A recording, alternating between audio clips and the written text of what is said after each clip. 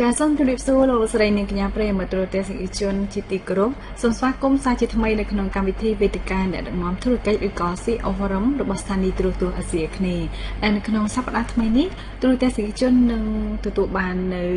ការទស្សនាពីកិច្ចសម្ភាសន៍រវាងខ្ញុំជាមួយនឹងវាគ្មិនកិត្តិយសដែលលោកនឹងចូលខ្លួនដើម្បីបកស្រាយរាល់បញ្ហាផ្សេងៗដែលពាក់ព័ន្ធទៅនឹងបទពិសោធន៍ការងារផលលំបាកឬក៏បញ្ហាប្រឈមទៅលើអាជីវកម្មនិងមុខជំនួញរបស់វាគ្មិនកិត្តិយសរបស់យើងចាស់ហើយអ្វីដែលសំខាន់នៅក្នុងសប្តាហ៍នេះតតែម្ដងលោកអ្នកនឹងបានស្វែងយល់ពាក់ព័ន្ធទៅនឹងព័ត៌មានដែលយើងនឹងនិយាយអំពីវិស័យអចលនទ្រព្យនៅក្នុងប្រទេសកម្ពុជាចង់ដឹងថាតើវិស័យអចលនទ្រព្យនេះនឹងផ្ដល់ផលប្រយោជន៍បែបណាសម្រាប់សេដ្ឋកិច្ចនៅក្នុងប្រទេសរួមជាមួយនឹងការរីកចម្រើនដល់កម្រិតណាហើយ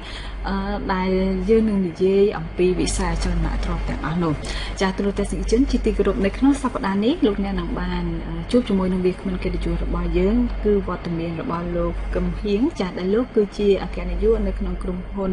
ខ្មែរ Real Estate ចាស់ដូច្នេះសូមជើញទូរទស្សនិកជនជួបជាមួយលោកកឹមហៀងតាមដងសូមជើញចា៎ជំរាបសួរបាទជំរាបសួរកញ្ញាចាសុខសប្បាយលោកកឹមហៀងបាទកញ្ញាសុខសប្បាយចាអរគុណណាស់ចំពោះការចំណាយពេលវេលាដើម្បីចូលរួមនៅក្នុងកម្មវិធីវេទិកាអ្នកដឹកនាំធុរកិច្ចរបស់យើងក្នុងថ្ងៃនេះចាដូច្នេះដើម្បីឲ្យទូរទស្សនិកជនរបស់យើងបានស្គាល់លោកកឹមហៀងកាន់តែច្បាស់សូមផ្ដល់ជាការស្វាគមន៍ដល់ទស្សនិកជនរបស់យើងតិចសិនទៅចាសូមជើញបាទជំរាបសួរសម្ដេចទ្រង់ឯកឧត្តមប្រគទាវនិងភាពយើងទាំងអស់ដែលកំពុងទស្សនាកម្មវិធី CEO ជាទីគោរពនិងជាទីរាប់អានខ្ញុំបាទឈ្មោះគឹមហៀងជានាយកក្រុមហ៊ុនខ្មែរ Real Estateហើយក៏ជាប្រធានសមាគមអ្នកវិលតម្លៃអចលនទ្រព្យកម្ពុជាដែលទៅចប់ឆ្នោតការពេលថ្មីនេះបាទចាអញ្ចឹងឃើញថាអពាក់ព័ន្ធទៅនឹងការងាររបស់លោកកឹមហៀងបច្ចុប្បន្ននេះឃើញថាដូចជាមានភាពមមាញឹកខ្លាំងចាផ្នែកវិស័យអចលនទ្រព្យផងហើយគឺជាប្រធានសមាគមចាខាងផ្នែកអចលនទ្រព្យដែលទើបតែទទួលតំណែងថ្មីចាអញ្ចឹងនេះខ្ញុំសូមត្រឡប់ថយក្រោយទៅចាស់ពាក់ព័ន្ធទៅនឹង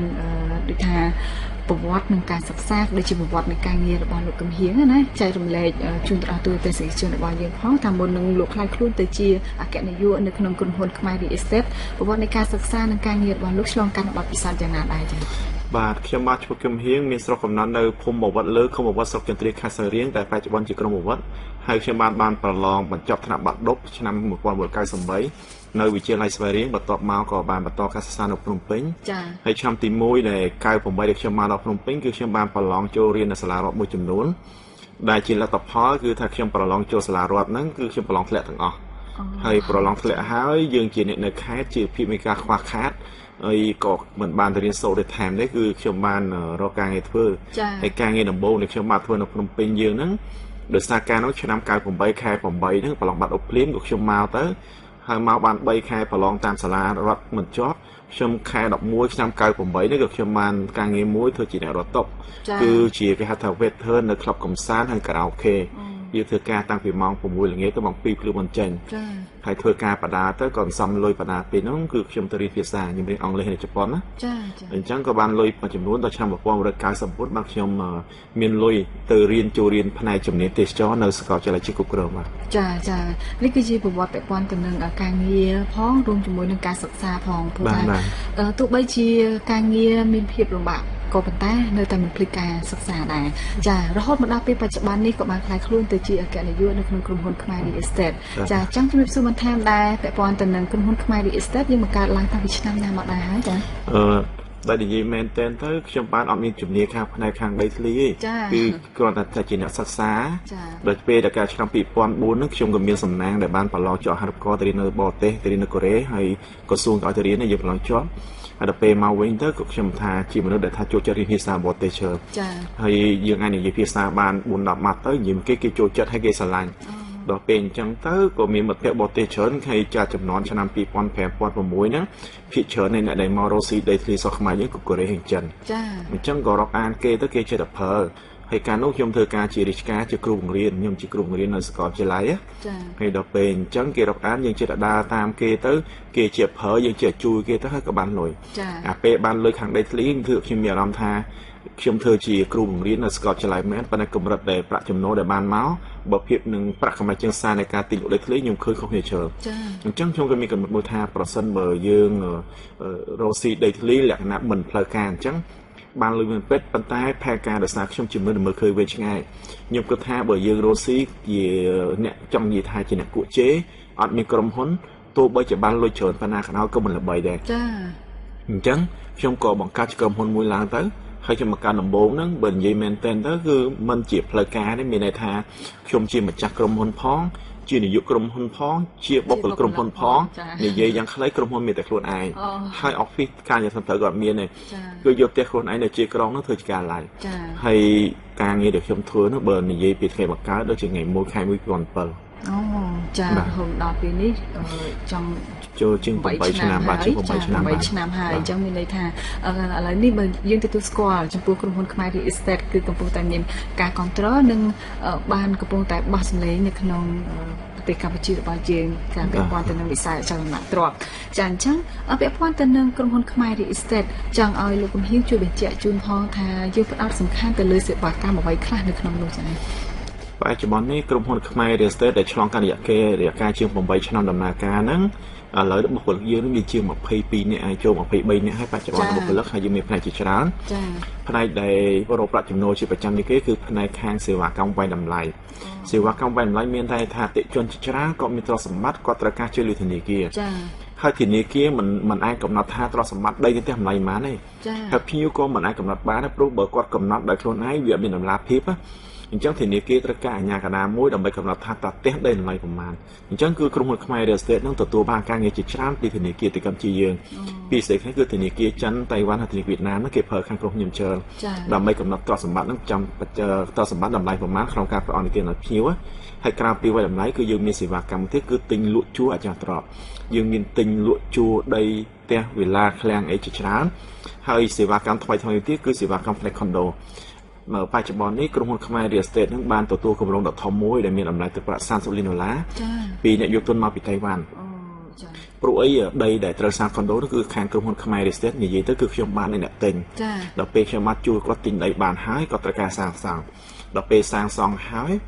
យពេលដែលសាងសង់នោះគាត់ត្រូវការសុនប្រាក់អញ្ចឹងដោយសារខ្ញុំជាប្រជាខ្ញុំជាជនជាតិខ្មែរខ្ញុំស្គាល់អំពីនីតិវិធីនៅស្រុកខ្មែរច្រើនអញ្ចឹងពេលដែលយើងទិញដីគាត់ហើយយើងក៏ជួយសម្រួលដល់គាត់គ្រប់បែបយ៉ាងនៅក្នុងការរចនាច្បាប់សាងសង់យើងត្រូវមានច្បាប់ពីសាលាក្រុងអាជ្ញាធរដែនដីយើងមានលិខិតពីក្រសួងសេដ្ឋកិច្ចក្រសួងដែនដីនិងក្រសួងកម្មហើយការងារច្រើនទៀតគឺខ្ញុំជួយគាត់ដល់ពេលអញ្ចឹងពេលដែលចាប់ដំណូវគឺគាត់ប្រគល់សិទ្ធឲ្យក្រុមហ៊ុនខ្មែរ Real Estate ជាភ្នាក់ងារតំណាងលោកផ្ដាច់មុខស្រុកខ្មែររយៈពេល3ឆ្នាំហើយគ្រាន់តែរយៈពេល9ខែ7ខែដំបូងនៃការលក់គឺយើងលក់បានជាង 70% អញ្ចឹងគម្រោងដែលស្ថិតនៅក្រោមការគ្រប់គ្រងហើយនឹងគ្រប់ដោយលក់ផ្ដាច់មុខនៅក្រុមហ៊ុនខ្មែរ Real Estate ហ្នឹងគេហៅថា PK Royal One គឺជាការិយាល័យខុនដូដែលលក់មានទីតាំងស្ថិតនៅលើផ្លូវសាក់ប៉ូរ៉ូស៊ីទល់មុខសាកលវិទ្យាល័យភូមិភ្នំពេញហើយនឹងក្រសួងការងារបច្ចុប្បន្ននេះការលក់យើងគឺល្អលើសពីការរំពឹងទុកអូចាតែនៅក្នុងនោះដែរពាក់ព័ន្ធទៅនឹងការលក់ដូចជាលោកកំហៀងបា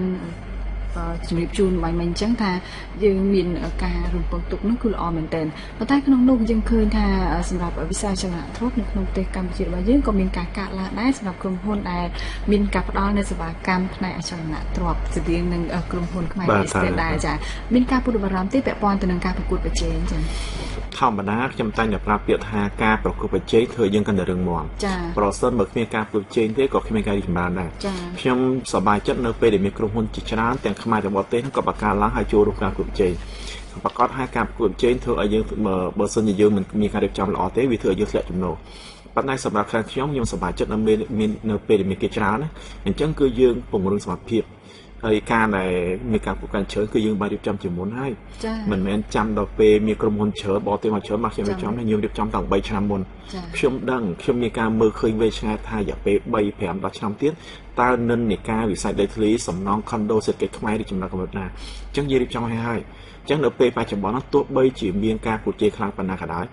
ប៉ុន្តែសម្រាប់ក្រុមហ៊ុនខាងខ្ញុំគឺមិនជាប៉ះពាល់ទេវាអាចមានការប៉ះពាល់ដែរប៉ុន្តែក៏ធ្វើឲ្យយើងកាន់តែរឹងមាំដោយសារអ្វីដោយសារចំណាយទីផ្សា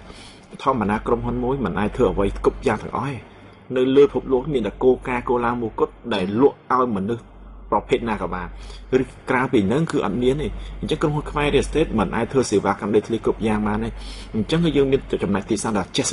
លាក់មួយហើយភ្ញៀវដែលខាងក្រុមហ៊ុនខ្ញុំកំណត់គឺជាប្រភេទភ្ញៀវលើពីមធ្យមហើយបើនិយាយពីភាគបរទេសគឺភាគច្រើនខ្ញុំរកស៊ីខ្ញុំកំណត់ទីផ្សារខាងខ្ញុំរងថ្ងៃគឺភ្ញៀវដែលនិយាយភាសាចិនវៀតណាមជាផ្លូវការអាចនិយាយថា70%ឡើងទៅដែលភ្ញៀវខាងខ្ញុំគឺជាភ្ញៀវចិន ចា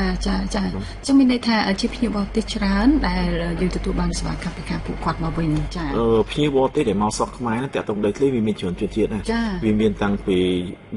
ជនជាតិអឺរ៉ុបគឺថាជនជាតិស្ដាយសយើងមានមកពីអាស៊ីយើងភាគច្រើននៅអាស៊ីយើងគឺក្នុងប្រទេសអាស៊ីហ្នឹងយើងមាន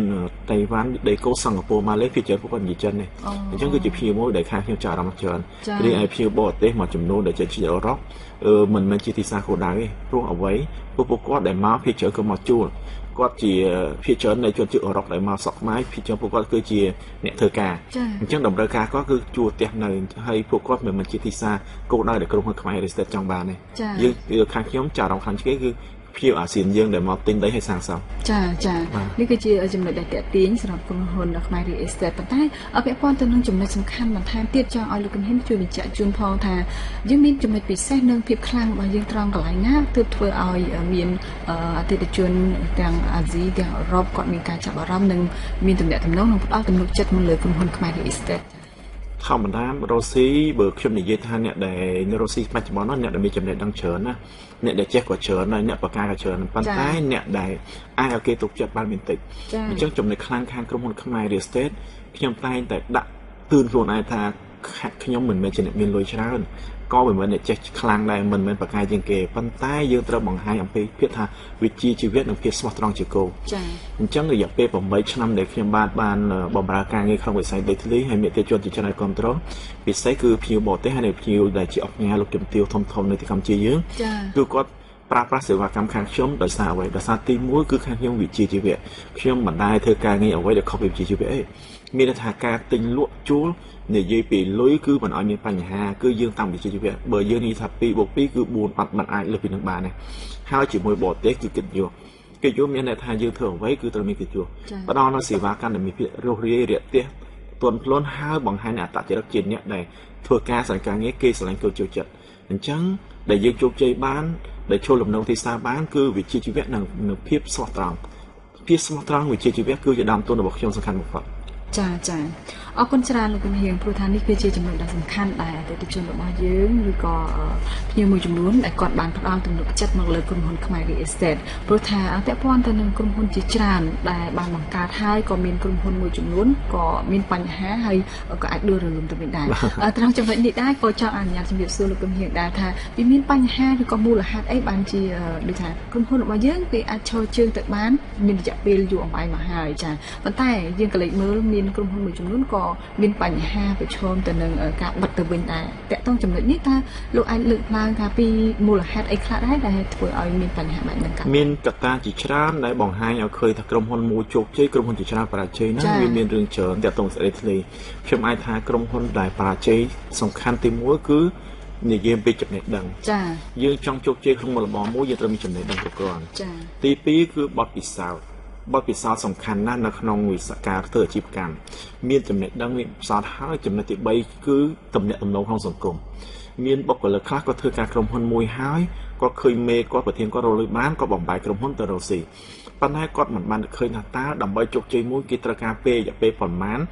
ដើម្បីបង្កើតគេឈ្មោះឲ្យគេទុកចិត្តត្រូវមានសិក្សារៀនសូត្រប្រមាណបទសពប្រមាណមកជោគជ័យហើយរឿងក្រៅអំពីបទពិសោធន៍ចំណេះដឹងទំនាក់ទំនងហើយគឺឧបនិស្ស័យមានអ្នកខ្លះធ្វើអ្វីក៏បានលើកលែងដីធ្លីមានមនុស្សចំនួនទៀតធ្វើការងារផ្សេងមិនប្រកែបណ្ដាដីធ្លីប្រកែដូចជាខ្ញុំបានអញ្ចឹងបើសិនជាធ្វើការងារផ្សេងខ្ញុំដូចជាខ្ញុំមិនមែនថាមិនចេះតែមិនប្រកែហើយក៏មិនសុទ្ធជាចូលចិត្តប៉ុន្តែបើនិយាយមុខរបរដីធ្លីវិញខ្ញុំមានអារម្មណ៍ថាបើខ្ញុំធ្វើការមួយថ្ងៃ24ម៉ោងមិនទៅ7ថ្ងៃក៏អត់ហត់ទេគឺជាការងារដែលខ្ញុំបានស្រឡាញ់ហើយចូលចិត្តបាទរឿងគឺវាអញ្ចឹងហើយរឿងមួយចំនួនទៀតនៃភាពបរាជ័យរបស់ក្រុមហ៊ុនចំនួនហ្នឹងគឺធ្វើតាមគ្នាឃើញគេធ្វើដែរវាមិនមែនជាមុខរបរដែលគេគ្រប់គេធ្វើបានណាខ្ញុំតែនិយាយថានរណាក៏ត្រូវការដីធ្លីដែរនរណាក៏ត្រូវការផ្ទះសម្បែងដែរប៉ុន្តែវិស័យដីធ្លីមិនមានគ្រប់គ្នាសុទ្ធអាចធ្វើបានទេជាទិន្នន័យមិនផ្លូវការប៉ុន្តែអាចទទួលយកបានក្នុងចំណោមមនុស្ស100នាក់ដែលធ្វើអាជីវកម្មផ្នែកដីធ្លី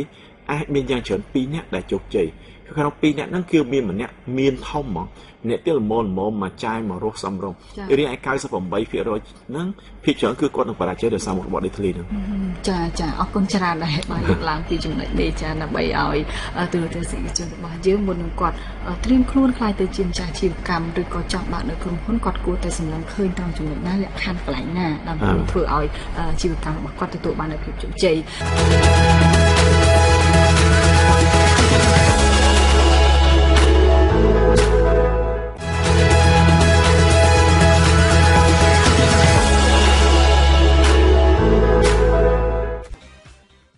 ចាឥឡូវនេះខ្ញុំសូមងាកត្រឡប់មកសួរបន្ថែមទៀតពាក់ព័ន្ធទៅនឹងការរីកចម្រើននិងការអភិវឌ្ឍផ្នែកអចលនទ្រព្យនៅក្នុងប្រទេសកម្ពុជារបស់យើងបើយើងនិយាយអំពីការរីកចម្រើនវិញយើងសម្លឹងឃើញមានសំណង់នៅអគារជាច្រើនជាពិសេសគឺអគារខ្ពស់ៗដែលកំពុងតែមានការ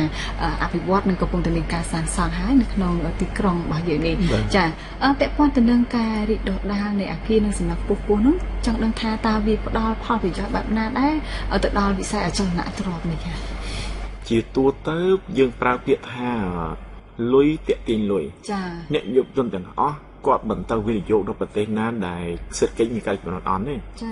កម្ពុជាគឺជាប្រទេសមួយក្នុងប្រទេសមិនច្រើននៅលើពិភពលោកដែលរក្សាកំណើនសេដ្ឋកិច្ចជាមធ្យម7ទៅ 8% រយៈពេល10ឆ្នាំចុងក្រោយចុះគ្នាអញ្ចឹងកម្រិត GDP យើងមានការឡើងច្រើនអញ្ចឹងបរទេសក៏ដឹងថា GDP ប្រទេសមួយដែលការឡើងថេររយៈពេល10ឆ្នាំជាង7-8% នោះគឺមិនមានច្រើនទេអញ្ចឹងគេដឹងថាយើងជាប្រទេសមួយដែលកំពុងរីកចម្រើនអញ្ចឹងគេកំណត់សាងសង់គេដឹងថាបើគេសាងសង់គឺលក់បានហើយបើប្រទេសមួយក្រុមហ៊ុនមួយមករកស៊ីនៅស្រុកខ្មែរយើងចំណេញលុយអញ្ចឹងអ្នកផ្សេងក៏គេមកគេចំណេញលុយហើយបើសិនជាមកទៅធ្វើចំណេញលុយច្រើនគេចេះតែមកហើយកាលពីឆ្នាំ2005 2006ហ្នឹងបរទេសដែលមករកស៊ីខាងសំណង់សង់នៅស្រុកខ្មែរយើងគឺកូរ៉េបន្ទាប់ពីកូរ៉េទៅយើងមានសិង្ហបុរីយើងមានចិនដីគោកយើងមានចិនតៃវ៉ាន់ហើយខ្ញុំអាចនិយាយថាឆ្នាំ2016ខាងក្រោយនេះវិទុនដែលធំជាងគេនៅលើវិស័យដីធ្លីស្រុកខ្មែរយើងគឺជប៉ុន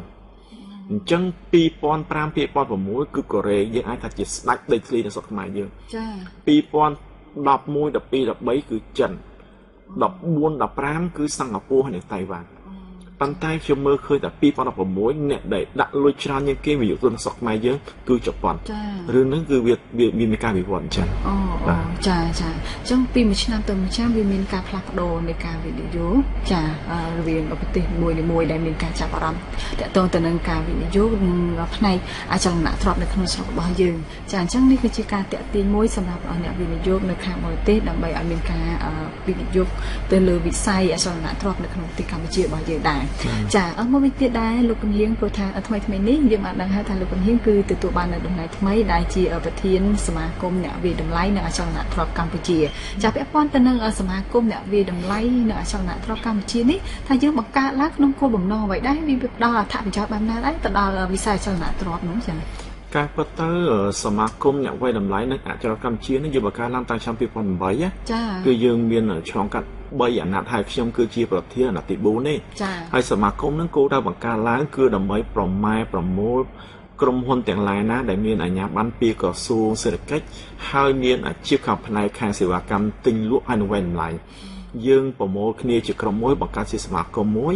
គោលដៅនៃការបង្កើតនេះគឺដើម្បីរួបរวมគ្នាធ្វើការជាមួយគ្នាបានផលប្រយោជន៍ចែកគ្នាទៅហើយដើម្បីទប់ស្កាត់រាល់ការជៀបជ័យពីក្រុមហ៊ុនបរទេសព្រោះបើយើងក្នុងស្រុកយើងមិនសហការគ្នាយើងមិនមានជាការតែក្រុមការងារតែមួយយើងមិនខ្លាំងទេចកឹះមួយគេកាច់បាក់ប៉ុន្តែបើយើង50-60ក្រុមហ៊ុនយើងចូលគ្នាក្រុមឆាត់តែមួយរបស់សមាគមនោះបង្ហាញថាយើងខ្លាំងអញ្ចឹងក្រុមហ៊ុនបរទេសដែលចង់ចូលមកដណ្ដើមទីផ្សារនៅប្រទេសកម្ពុជាយើងហើយគេចង់ប្រកួតប្រជែងជាមួយសមាគមយើងគឺគេមិនអាចទៅបានទៅមិនរួចទេប៉ុន្តែបើយើងមានតែឯងខ្ញុំគិតថាបើយើងមានតែឯងហើយបរទេសគេមកច្រើនសុទ្ធតែជាក្រុមហ៊ុនលំដាប់ខ្ពស់មានបទពិសោធន៍យូរចំណេះដឹងល្អមានលុយច្រើនគេប្រកាសជាឈ្នះយើងហើយចាបាទចាពាក់ព័ន្ធទៅនឹងលក្ខខណ្ឌនិងលក្ខណៈក្នុងការខ្លាយខ្លួនទៅជាប្រធានសមាគមអ្នកវិតម្លៃនៅអចលនទ្រព្យកម្ពុជានេះដែរព្រោះថាលោកជំនាញគឺជាប្រធានសមាគមផ្ទាល់តែម្ដងយើងមានលក្ខណៈពិសេសនិងចំណុចត្រង់ណាដែរទើបបាន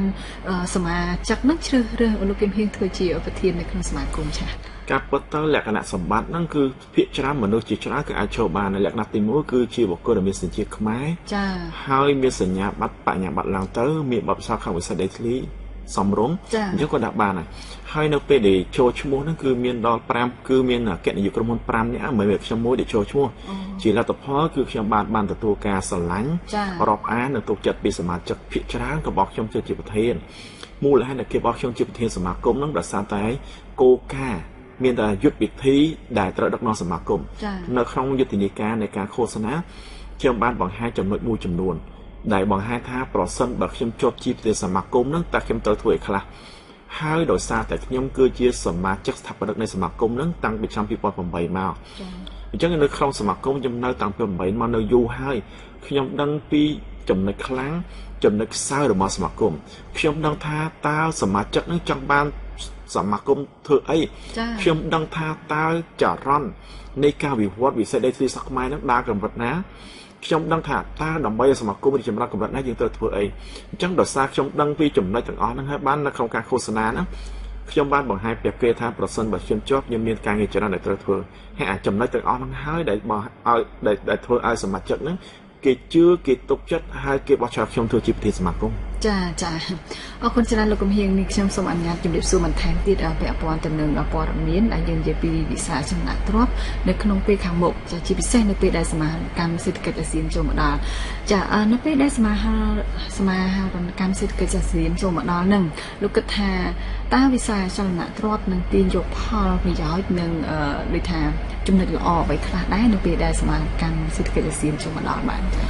បើនិយាយអំពីការបដិសេធផ្លូវការហ្នឹងសមាគមអាស៊ានហ្នឹងគឺថ្ងៃជិតថាចុងខែ12ឆ្នាំ2015ណាចាប៉ុន្តែបើនិយាយពីចរន្តសេដ្ឋកិច្ចនេះវាកើតឡើងទៅ3-4ឆ្នាំមុនណាមានបរទេសជាច្រើនយើងមានតាំងពីសិង្ហបុរីយើងមានម៉ាឡេមានតៃវ៉ាន់ដេកូមានជប៉ុនហ្នឹងដែលក៏មកទិញដីស្រុកខ្មែរដើម្បីសាងសង់សពថ្ងៃមានគម្រោងច្រើនចាអ្វីគាត់ទិញហ្នឹងគឺទិញដើម្បីអាស៊ានហ្នឹងពេលអាស៊ានបើកភ្លាមគឺមានថាអ្វីដែលអាស៊ានមានប្រការយើងមានស្រាប់ហើយកញ្ញាសាប់មើលតែមានគេថាជាសូវីអាផាតមិនមានខុនដូមានសន្តាគារមានបរិយាជាច្រើនដែលគាត់សាងសង់គាត់សាងសង់មុនអាស៊ានមកដល់ការបរិច្ឆេទព្រំដែនអាស៊ានគឺខែ12 2015ប៉ុន្តែចរន្តសេដ្ឋកិច្ចកាលឡើងយូរហើយនៅពេលនោះយើងប្រាប់ថាទីផ្សារអាស៊ានហ្នឹងគឺជាង600លាននាក់មិនមែនទីផ្សារនៅស្រុកខ្មែរយើងមាន5-10លានទេអញ្ចឹងពេលនោះគឺជាពេលមួយដែលយើងអាចនិយាយថាអ្នកខ្លាំងធ្វើស្ដេចចាមុនពេលមានអាស៊ាននៅពេលកម្ពុជាយើងគឺមានអ្នកតែមនុស្សប្រមាណអ្នកដែលជាអ្នកដឹកនាំចរន្តសេដ្ឋកិច្ចពេលអាស៊ានជប់ដល់ភ្លាមគឺមានន័យថាអ្នកមានសេដ្ឋីស្រុកគេនៅមកស្រុកយើងសេដ្ឋីស្រុកយើងអាចរកស៊ីស្រុកគេបានកម្មករស្រុកគេក៏មកយើងកម្មករយើងទៅស្រុកគេអញ្ចឹងបើថាគ្មានព្រំដែនសេដ្ឋកិច្ចនៅអាស៊ានគេមកយើងបានយើងទៅគេបានអញ្ចឹងជាពេលមួយបង្ហាញថាអ្នកខ្លាំងនឹងជោគជ័យអ្នកដែលខ្សោយនឹងបរាជ័យដូចពីគេនិយាយថាត្រីដែលធំស៊ីត្រីដែលតូចត្រីដែលទូចស៊ីត្រីទូចជាងវាហើយត្រីដែលធំត្រូវបានតែត្រីដែលធំជាងនឹងស៊ីអាហ្នឹងគឺចរន្តសេដ្ឋកិច្ចទីផ្សារសេរីដែលគ្មានអ្នកណាអាចទប់ស្កាត់បានទេចាប៉ុន្តែក្នុងនោះដែរចង់ផ្ដោតសំខាន់ទៅលើសមាគមវិញតើនៅពេលដែលសមាគមអាស៊ានចូលដល់សមាគមត្រូវធ្វើអ្វីខ្លះដែរនៅក្នុងពេលនេះនិយាយពីសមាគមហ្នឹងនៅប្រទេសអាស៊ានទាំង10ហ្នឹងរាល់ប្រទេសនីមួយៗគេមានសមាគមតែតម្លៃពីគ្នានៅប្រទេសកម្ពុជាយើងហ្នឹងតកតងនៅសមាគមគេហៅក្រុមហ៊ុនដីធ្លីយើងមានសមាគមមួយដែលហៅឈ្មោះថាសមាគមអ្នកវាយតម្លៃនិងអចលនកម្ពុជាដែលមានខ្ញុំបាទគឹមហៀងជាប្រធានអាណត្តិទី4ហើយនៅប្រទេសផ្សេងៗគេមានសមាគមទាំងអស់គេមានឈ្មោះផ្សេងៗគ្នាតាមប្រទេសប៉ុន្តែប្រទេសទាំងអស់ហ្នឹងមានសមាគមរួមមួយដែលគេថាAWAមានតែថា Asian Warrior Association សមាគមនៃអាស៊ានគឺជាសមាគមរួមមួយរបស់ប្រទេសទាំងអស់ហ្នឹងចា៎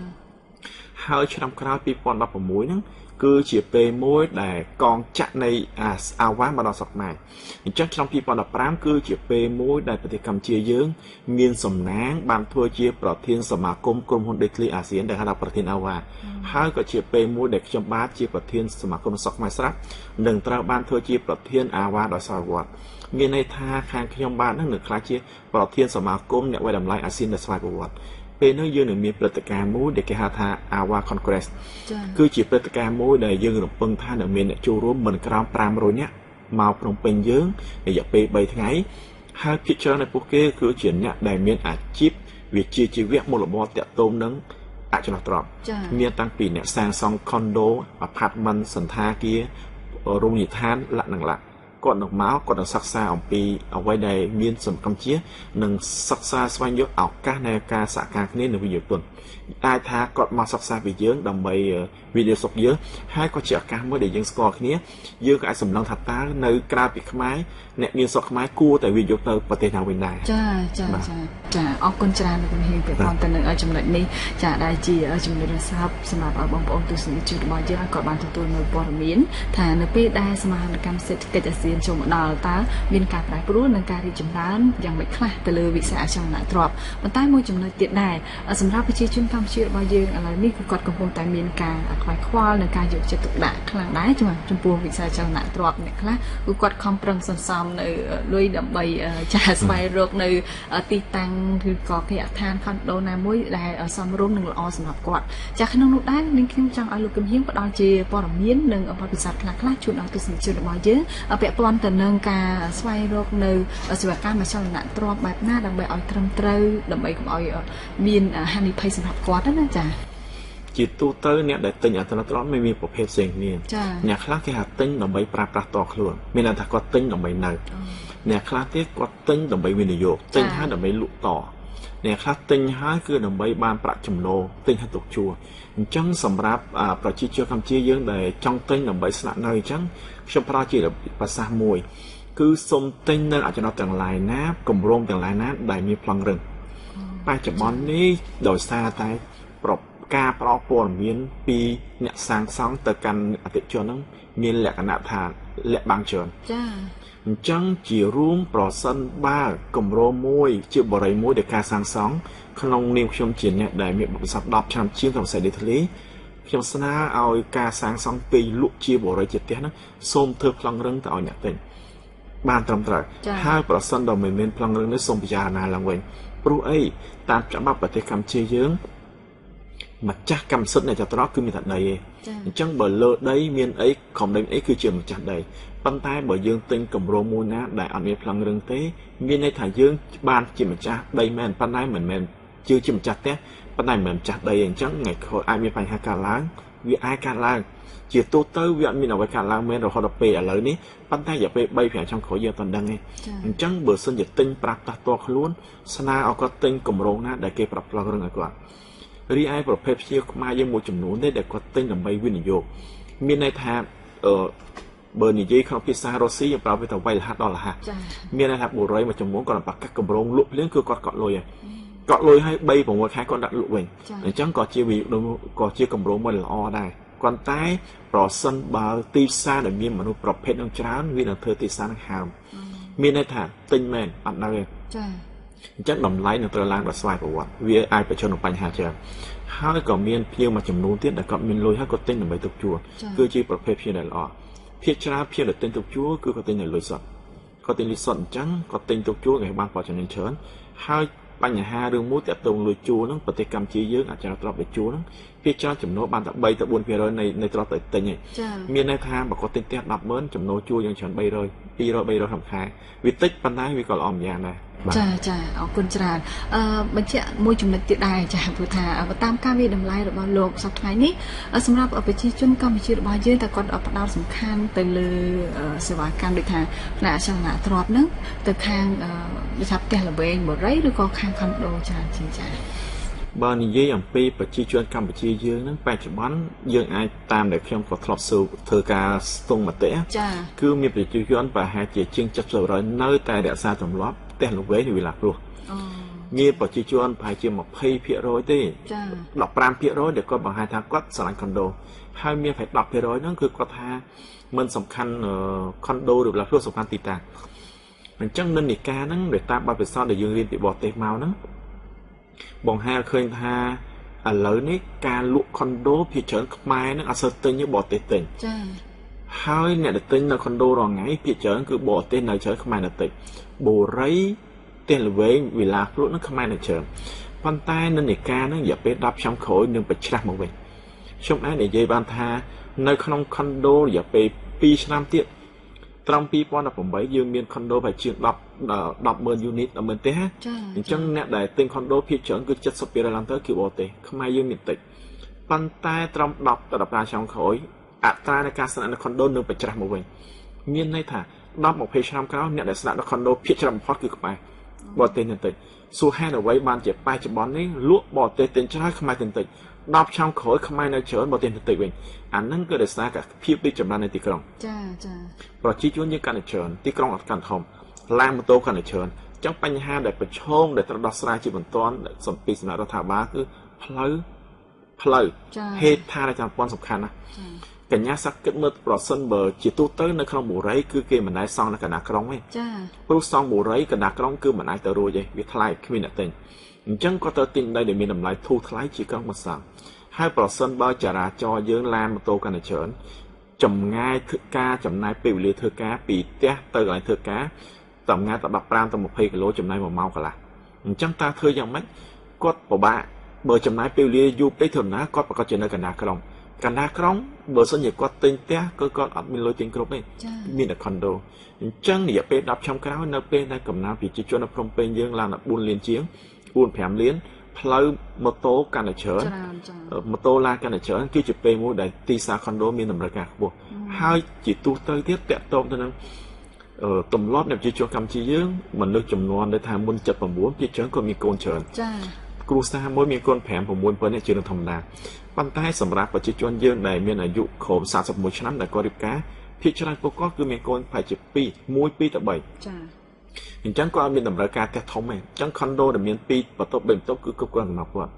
โดยชนิดชมไอซ์ในหมดบานทาดอกชนำกล้าวเนี่ยในนักคอนโดเชิญยังเก๋คือขมายจะมีการปลายปลัวจะตามกำนันในวิจิตรชนจะพูดถึงอะไรนี่วิจิตรชนว่าเยอะเหมือนตอนมีหนึ่งรายการคลังจะแบบวันตัวหนึ่งเดินทางการสนับเนื้อในกระดาษตีกรองก็ปัญหาจราจรเวียนตอนจีการจอดสำคัญคลังได้จะสำหรับวิสัยเศรษฐกิจในขนมตีกรรมจิตว่าเยอะนี่ต้มได้ Online in touch with your world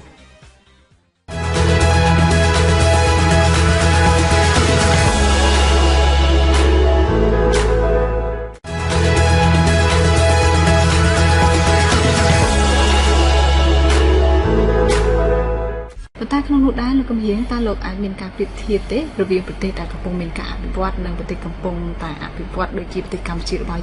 ยังเจใจภายในดีไซน์จังหวะตรอบตาวิมีการข้อนี้ยังไม่ได้ระเบียบประเทศกำปงอภิวัตในประเทศใดมีการที่จำนวนแต่หายจ้ะเบอร์นี้ยังปีเพียงข้อพลายนี้นั่นคือวิอาข้อนี้ก็ข้อนี้เปรี้ยยังไอ้เนี่ยยี่ท่าจะรังเศรษฐกิจกรรมจียังไอ้ได้ขอยไทยดับชนะขอยสิงคโปร์ดับรามชนะขอยโกเรญี่ปุ่นไต้หวันนั่นมาพยายามจังนะมีในทางเอาไว้เดี๋ยวยังกับวงเถื่อนนั่นคือกีเถื่อไอ้ให้เพียงมันเนี่ยยี่ท่าการดับชนะดับรามชนะบนเจ้าการลุกคอนโดในไทยในสิงคโปร์โดยยังอะไรอย่างจังมีการลุกในบ่อสบบเต้นเนี่ยเต้นเนี่ยขอยมอเนี่ยในคอนโดสัตว์จนเจอของสลบอย่างจังคือวิยังวิอาทาวิจิรุมูได้แต่ยังขอยเกยยังไงเรียนโซเปียบเตเกต่างปัจจุบันนั้นประเทศเกเนี่ยในคอนโดพี่ยังก็จนเจเกนุ่มให้ยังให้จังบ้านที่เมียนบอเตจิตราเนี่ยมาประเทศชื่นลื่นจีดอยซาแต่เกดาวมุนยังเกดังเอาไว้แต่ยังกำปงเถื่อเอาไว้แต่ยังหนึ่งเถื่อคือเชี่ยวไว้แต่เกบ้านฉลองกัดให้เกฉลองกัดเกดังท้าขมายเยอะจะร้อนเสือเกปั่นหนึ่งกำน้ำจีจวนปั่นหนึ่งเจ้าอย่าไปใบปรามชนะดอกช่างโขดขมายหนึ่งตากำบัดนาเกดังเกเทอร์มุน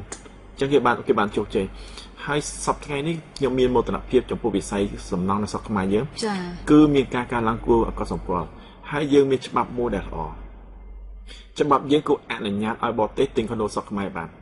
ให้เธอพลังเรื่องอะไรจริงหรือหดฉบับนี้คือวิจูจะได้บอเตจิตรา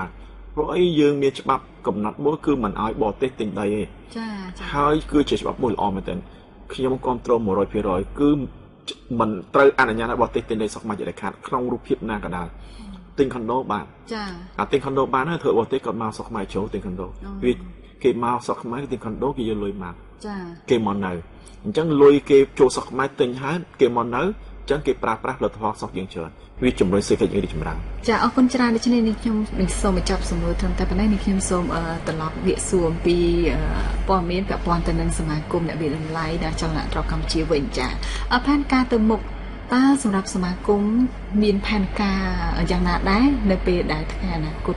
นงการเงินระบบสมาคมดิจ้ะ តើតើនឹងផែនការយុទ្ធសាស្ត្ររបស់សមាគមដែលត្រូវដាក់រយៈពេលខាងមុខហ្នឹងគឺខ្ញុំនិយាយពីផែនការឆ្នាំដំបូងដែលខ្ញុំត្រូវកាន់ជាប្រធានសមាគមចំណុចសំខាន់ទី1គឺខ្ញុំនឹងប្រមូលសមាជិកទាំងអស់លក្ខណៈថាជាធ្លុងតែមួយបច្ចុប្បន្ននេះបើនិយាយអំពីក្រុមហ៊ុនដីធ្លីស្រុកខ្មែរយើងមានច្រើនហើយសុទ្ធតែក្រុមហ៊ុនដែលប្រកែ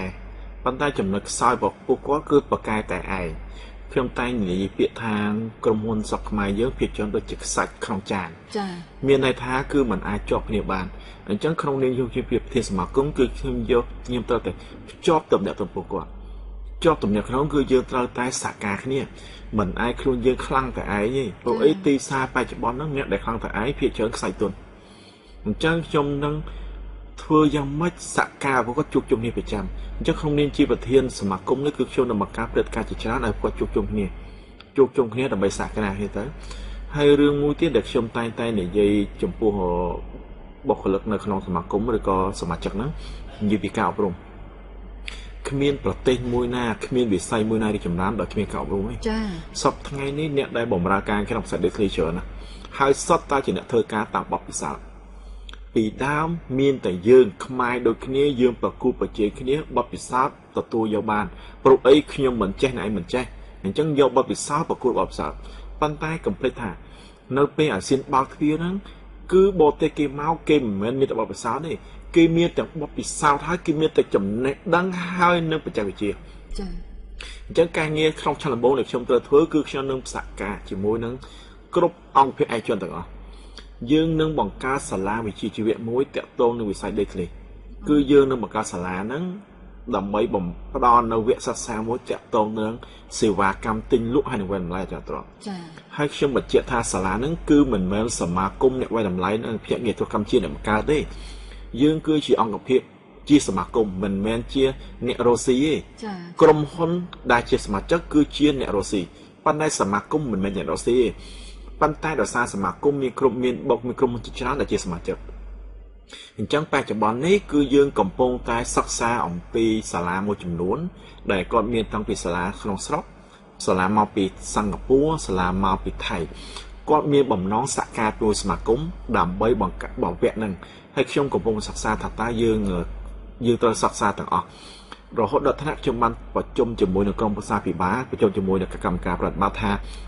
ប្រសិនបើសិក្សានៅសាលានៅប្រទេសណាក៏ដោយដែលចង់សហការនឹងយើងទី1យើងអញ្ជើញគេមកស្រុកខ្មែរដើម្បីពិភាក្សាគ្នាហើយប្រសិនសភាសាល្អខ្ញុំនឹងជិះយន្តហោះទៅដល់មើលដល់សាលាគេនៅដល់ប្រទេសណាក៏ខ្ញុំទៅមើលដែរខ្ញុំទៅសានអត់ថាសាលាគេហ្នឹង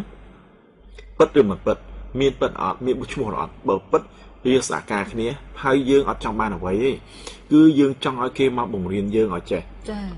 ទាល់តែយើងចាប់យើងអាចប្រកួតគេបានប្រសិនបើប្រជាជនកម្ពុជាយើងឬក៏ដែលធ្វើការក្នុងដីធ្លីហ្នឹងពឹងលើបទពិសោធន៍គឺมันអាចចូលជើងក្នុងទីផ្សារបានទេទីផ្សារនឹងប្រជែងគ្នាហើយរំពឹងថាយើងនឹងជោគជ័យនៅក្នុងការសហការមួយសាលាទាំងអស់ចង់សហការជាមួយសមាគមដោយសារសមាគមគឺមានក្រុមហ៊ុនជាសមាជិកច្រើនចា៎បើគាត់បង្កើតទៅពេលដែលគាត់បរៀនសិស្សនឹងយកថាណាសិស្សនឹងគាត់អាចផ្ញើទៅតាមក្រុមហ៊ុនដែលជាសមាជិករបស់សមាគមដើម្បីហៅថា OGT on the job training ចង់មកកម្មសិក្សាហើយបើសិនល្អគឺក្រុមហ៊ុននឹងទទួលយកសប្តាហ៍ថ្ងៃនេះបុគ្គលិកធ្វើការក្រុមហ៊ុនតាមក្រុមហ៊ុនដីធ្លីភាគច្រើនគឺគាត់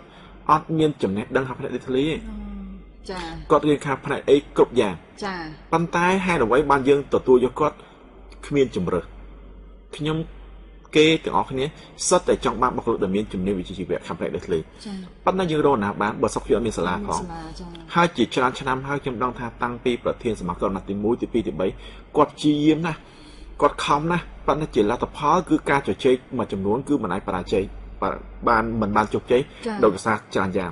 អញ្ចឹងអាណត្តិទី4ហ្នឹងខ្ញុំគិតថាវាសមរម្យហើយយើងជជែកគ្នាយូរឆ្នាំហើយអញ្ចឹងទោះបីក្នុងលក្ខខណ្ឌមួយណាក៏ដោយ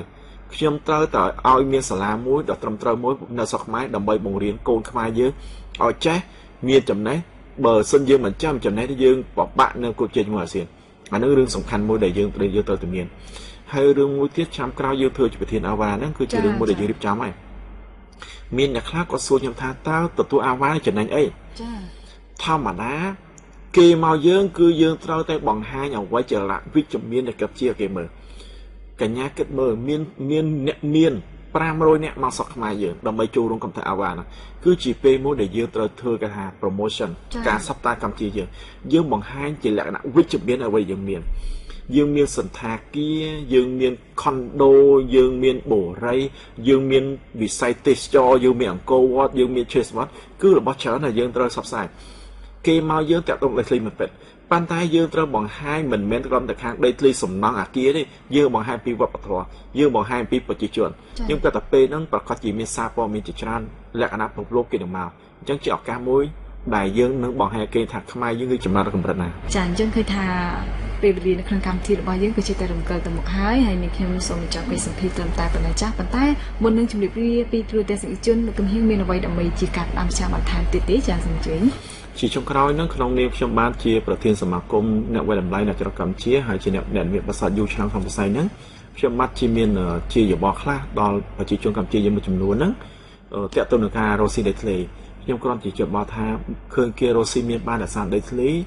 គិតផងមិនមែនចេះតែសួរដូចយើងនឹកឃើញណាចាហើយរឿងមួយទៀតតាក់ទងនឹងអនុទានការជឿលើធនាគារជាទូទៅធនាគារគឺជាកន្លែងដែលឲ្យមានលុយខ្ចីធនាគារគឺជាកន្លែងឲ្យអ្នកមានលុយខ្ចីអញ្ចឹងធនាគារឲ្យតែមានលទ្ធភាពគឺគេឲ្យខ្ចីហើយប៉ុន្តែជាយុទ្ធសាស្ត្រមួយដែលរឹងមាំមានទេពភាពគឺការជ័យធនាគារកុំឲ្យលើសពី 20% នៅទ្រព្យសម្បត្តិដែលមានព្រោះអីការជ័យវិស័យដីធ្លីវាមានឡើងមានចុះជាប្រចាំចា៎ឡើងចំបើសិនជាជ័យធនាគារលើ 20% បើមានបញ្ហាខាងឡើងវាអាចបញ្ហាប្រឈមបានហើយដែលវិធីសាស្ត្រល្អជាងគេគឺប្រើប្រាស់លុយតខ្លួនឲ្យបានច្រើនកុំជាយាមប្រើអនុទានពីធនាគារពិសេសគឺការទិញអចលនទ្រព្យដែលគ្មានចំណូលដោយជ័យលើធនាគារអចលនទ្រព្យសំខាន់គឺផ្ទះនៅបើមានផ្ទះនៅហើយការទិញបន្ទាប់វាគឺជារឿងមួយដែលគួរពិចារណាកុំជាយាមទិញដីឲ្យបានច្រើនកន្លែងហើយសតតែជាកន្លែងដែលគ្មានចំណូលប៉ុន្តែបាយជាបង្កើតបំណុលដល់សន្តិធនាគាររឿងហ្នឹងគឺជារឿងមួយដែលមានហានិភ័យខ្ពស់ហើយមួយទៀតដែលខ្ញុំចង់ប្រកាសដែរគឺថារកការទិញដីលក់ដីធ្លីមិនមែនចង់លក់បានភ្លាមទិញតែបានភ្លាមទេអញ្ចឹងទិសស្ដីពីរដែលខ្ញុំតែនិយាយជាប្រចាំគឺថាសុំទិញនៅពេលដែលអ្នកលក់គេចង់លក់មែនទែនចា៎ព្រោះពេលនេះយើងអាចនិយាយតម្លៃសមរម្យហើយមួយទៀតសុំលក់នៅពេលដែលមានគេចង់ទិញមែនទែនមានន័យថាពេលដែលគេចង់ទិញរបស់យើងមែនទែនតម្លៃយើងអាចទិញបានគឺជាទិសស្ដីមួយដែលខ្ញុំអនុវត្តទៅហើយភាគច្រើនបានទទួលផលចំណេញច្រើនសូមអរគុណចាសូមអរគុណសាជាថ្មីចំពោះលោកកំហៀងដែលបានចូលរួមក្នុងកម្មវិធីរបស់យើងចាចំពោះលោកមានសុខភាពល្អនិងជោគជ័យក្នុងការងារចាសង្ឃឹមថានឹងមានឱកាសជួបគ្នានៅសប្តាហ៍ក្រោយៗទៀតចាអរគុណជំរាបលាចាប្រិយមិត្តទស្សនិកជនជាទីគោរពនិងជាទីមេត្រីការផ្សាយនៅក្នុងកម្មវិធីវេទិកាអ្នកដឹកនាំธุរកិច្ចរបស់យើងនៅក្នុងពេលនេះសូមបញ្ចប់ត្រឹមតែប៉ុណ្ណេះហើយក៏សូមអរគុណចំពោះការទស្សនារបស់អស់លោកអ្នកយើងសន្យាថានឹងវិលជួបទស្សនិកជននៅសប្តាហ៍ក្រោយតាមពេលវេលានិងម៉ោងដែរនៅក្នុងពេលនេះខ្ញុំក៏ដូចជាលោកកឹមហៀងរួមជាមួយនឹងក្រុមការងារសូមអរគុណនិងសូមជម្រាបលា